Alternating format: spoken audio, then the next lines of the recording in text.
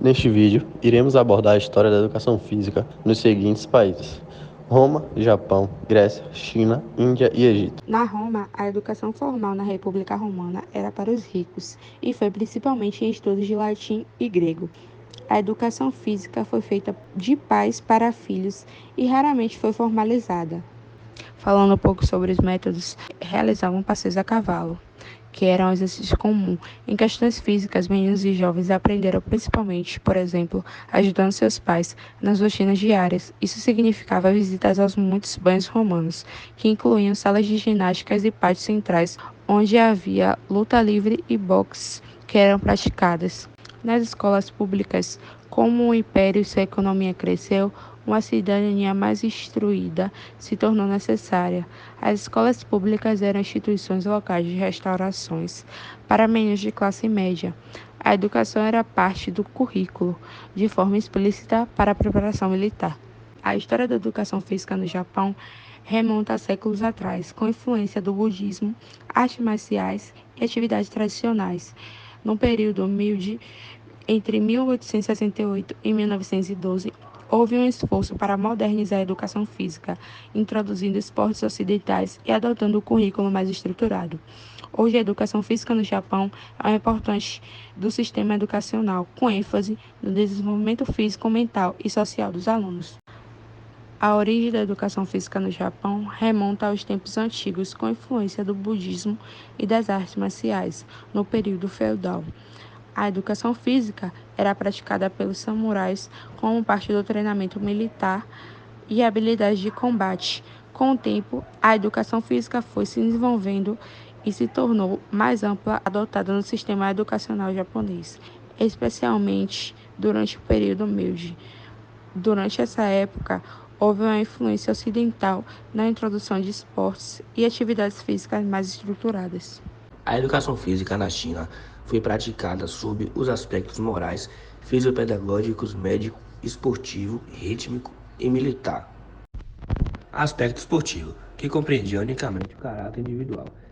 Estas atividades entre os chineses teve um elevado desenvolvimento, pois dedicavam importância especial ao malabarismo, exercício de adestramento manual, de destreza e de manipulação, no fim de preparar o soldado para a guerra, porque durante muito tempo a China teve de reprimir a invasão dos mongóis, tártaros e mandichus. Com a finalidade de preparar o povo para a guerra, era obrigado a aprender maneiras de lançar ao arco ou conduzir um carro.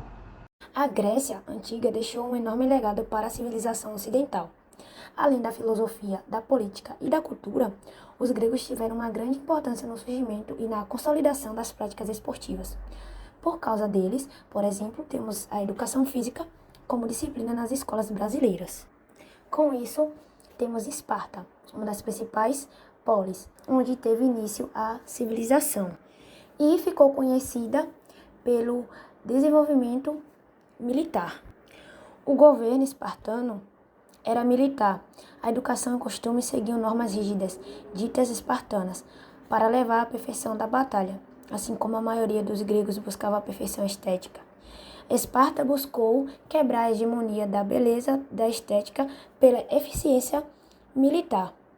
Ou seja, Esparta ou a Grécia em si não era só conhecida pela sua beleza estética, mas conhecida porque eles praticavam muitas atividades físicas, por exemplo, como corridas, provas atléticas, lutas, pentátulos, provas hípicas e muito mais.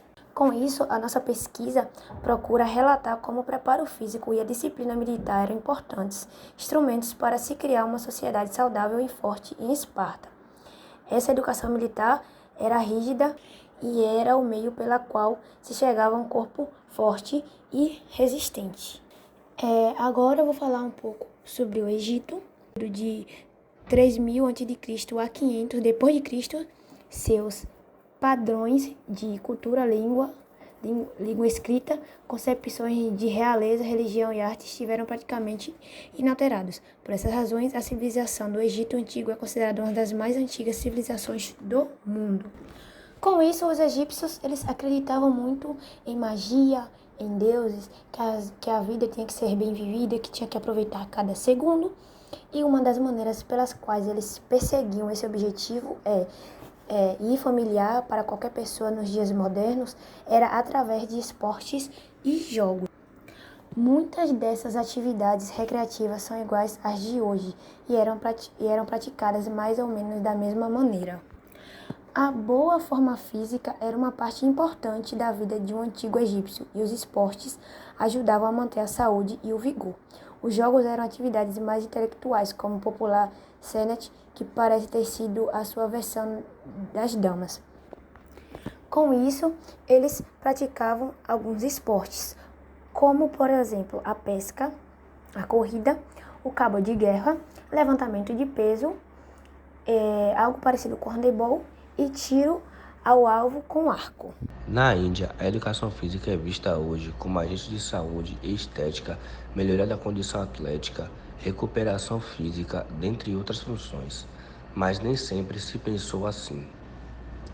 Os relatos mais primórdios de atividade física vêm desde a época da pré-história, quando já se percebia uma preocupação pelo físico mais forte, porém não com o intuito da beleza ou exercício, e sim de proteção.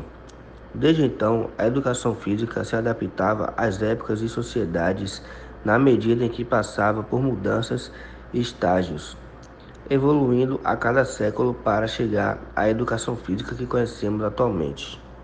A evolução da educação física acontece gradativamente à evolução cultural dos povos, estando interligada aos sistemas políticos, sociais, econômicos e científicos das sociedades.